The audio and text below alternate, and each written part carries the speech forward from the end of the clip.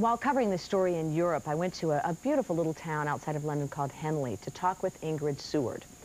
Now, Ingrid Seward is the editor of a magazine there called Majesty, and we met at her country house there. She was the last reporter to speak with Diana, and she said mostly they just gossiped. Diana called it sort of a girly chat. We began our conversation by talking about what everyone wants to know, Dodi and Diana's relationship.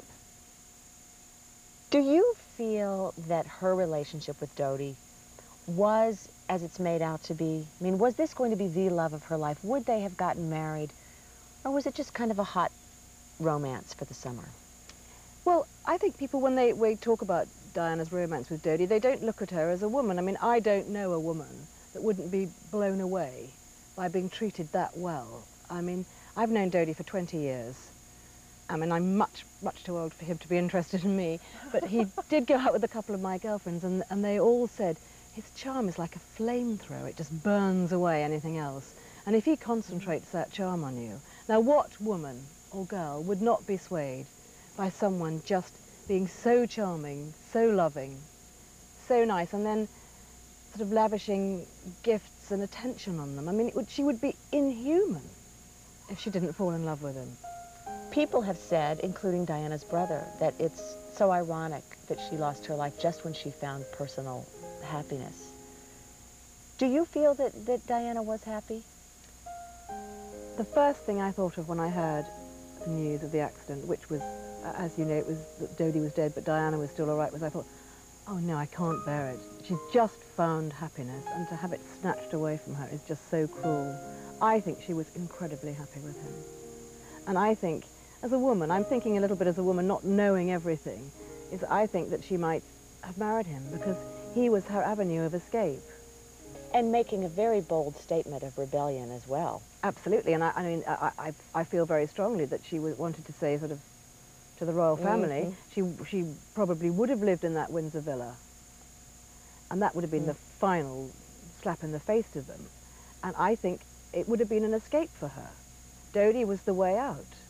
She was trapped. I mean, that's what she told me. She was trapped, and she was really fed up with all the photographers. And she modelled herself on Jackie Onassis. And I said, what you need is an Onassis. Now, how can we find one? We were kidding about all this. My gosh.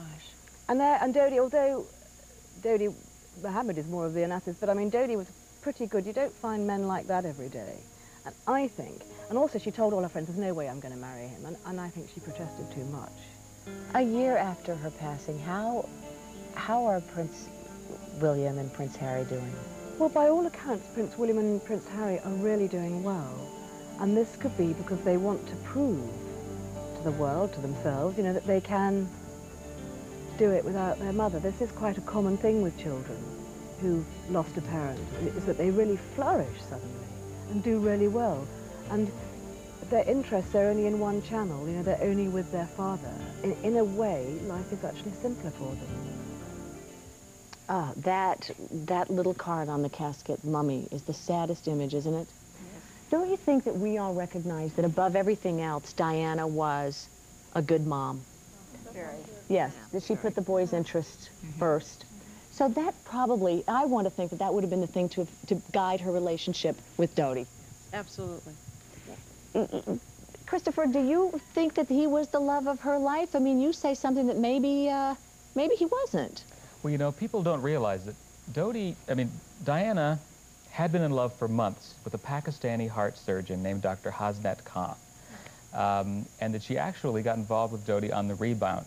It's no coincidence that the day she broke up with Hasnat Khan, and this is a man, she went to Pakistan twice to meet Dr. Khan's parents. She was very serious about him.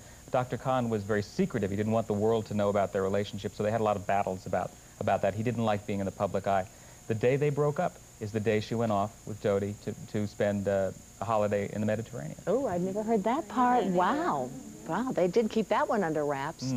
Do you feel that her legacy will live on? I mean, a year after, it's still relatively fresh for us. Oh, sure. I mean, I think this woman, you know, what she did was connect with everybody, not just as a fairy tale princess and this kind of larger-than-life glamorous figure, but she was somebody that we all felt we knew.